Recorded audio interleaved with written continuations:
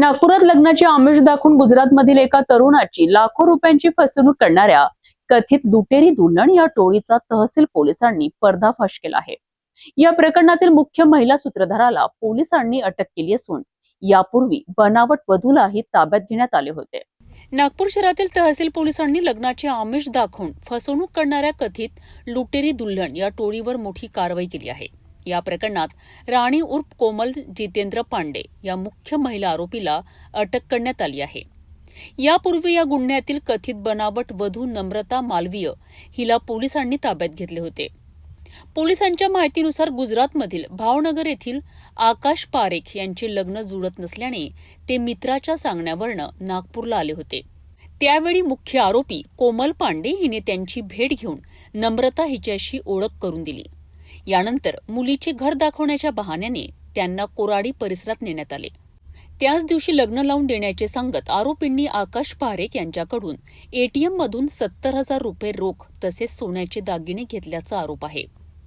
त्यानंतर विवाहासाठी बर्डी परिसरात नेण्यात आले असता अचानक नम्रताचा कथित पती तिथे आला आणि ती आपली पत्नी असल्याचा दावा करत गोंधळ घातला। या गोंधळाचा फायदा घेत आरोपी पैसे आणि दागिने घेऊन पसार झाल्याचे पोलिसांनी सांगितले। फसवणूक झाल्याचे लक्षात आल्यानंतर पीडिताने तहसील पोलीस ठाण्यात तक्रार दाखल केली। त्यानंतर पोलिसांनी गुप्त माहितीच्या आधारे पाचपौली परिसरातून मुख्य आरोपी कोमल पांडे हिला अटक केली आहे। या प्रकरणाचा पुढील तपास सुरू आहे। पोलीस स्टेशन तहसील येथे अपराध क्रमांक 158/2026 कलम 318 4 115 2 352 3-5 भारतीय न्याय संहितेनुसार गुन्हा दाखल करण्यात आलेला आहे। सदर गुन्ह्यातील फिर्यादी जो आहे आकाश जितेंद्र पारेख, वय 35 वर्षे, राहणार भावनगर, कोका सर्कल, सीताराम चौक, तारकेश्वर, गुजरात।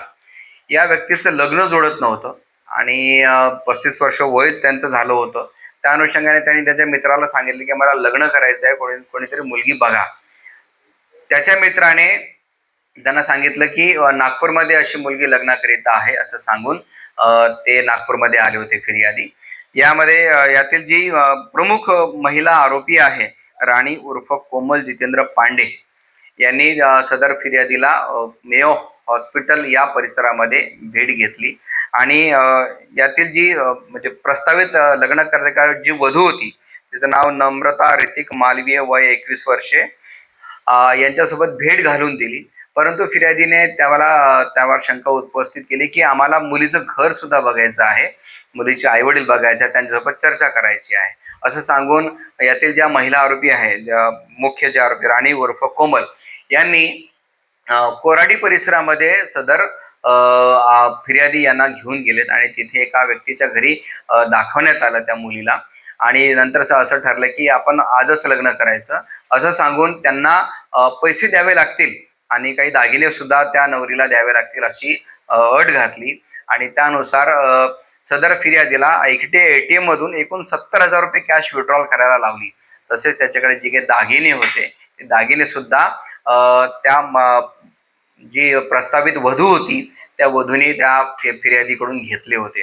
परंतु तिथे कोराडीमध्ये लग्न न लावता त्यांनी सांगितलं की आपण आता बर्डीला जाऊया, तिथे विवाह लावून देतात अशा ठिकाणी आपण जाऊया असं सांगून त्यांना बर्डीला घेऊन आले आणि कालांतराने थोड्या वेळाने सदर जी महिला होती, जी प्रस्तावित वधू होती, तिचा पती अचानक तिथे आला आणि तो अचानक फिर्यादीसोबत भांडण करायला लागला की ही तर माझी पत्नी आहे, तुम्ही हिच्यासोबत लग्न कसं काय करत आहात, हे बेकायदेशीर आहे असं सांगून वादावादी आणि भांडण करून ते सर्वच्या सर्व तिथून त्यांनी पळ काढला होता। या 2 महिला आरोपी आणि इतर आरोपीने सुद्धा त्यातून पळ काढला होता। अशी तक्रार आमच्याकडे फिर्यादीने दिल्यानंतर आम्ही सदर पोलीस स्टेशनला तहसील पोलीस स्टेशनला गुन्हा दाखल केला होता आणि यापूर्वी यामध्ये नम्रता ऋतिक मालवीय या महिलेला अटक केली होती। परंतु यातली जी मुख्य आरोपी आहे राणी उर्फ कोमल जितेंद्र पांडे हिचा भरपूर मागोवा घेतला आणि शोध घेतला, परंतु ती मिळून येत नव्हती। परंतु आज मात्र आमचे तपासी अंमलदार सदर गुन्ह्याचे महेंद्र वासनिक यांना खात्रीशीर माहिती मिळाली की सदर महिला ही तिच्या राहती घरी आलेली आहे पाचपौली परिसरामध्ये। अशी माहिती मिळाल्याने स्टाफसह तिथे PSI महेंद्र वासनिक हे गेलेत आणि त्या महिलेला ताब्यात घेऊन काल रोजी अटक करण्यात आली आणि आज रोजी पोलीस सदर महिलेला माननीय न्यायालयात हजर करून तिचा 5 दिवसाचा PCR घेण्यात आलेला आहे. लुटेरी दुल्हन असा हा प्रकार आहे, ज्यामध्ये एखाद्या व्यक्तीला लग्नाचं आमिष दाखवलं जातं आणि आमिष दाखवून त्याच्याकडून पैसे आणि दागिने लुबाडले जातात आणि नंतर ते अचानक पळ काढतात. यापूर्वीही नागपूर शहरात असे गुन्हे दाखल झालेले आहेत. सदर महिलेवर आरोपी महिलांनी इतर काही लोकांना जर अजून फसवणूक केली असेल तर नागपूर पोलीस प्रशासनातर्फे आणि तहसील पोलीस स्टेशनतर्फे मी असं आवाहन करतो की त्यांनी पोलिसांकडे तक्रार करावी. सदर महिला या आणि त्यांचं पूर्ण गँग जी आहे याच्या विरुद्ध 100% कारवाई करण्यात येईल.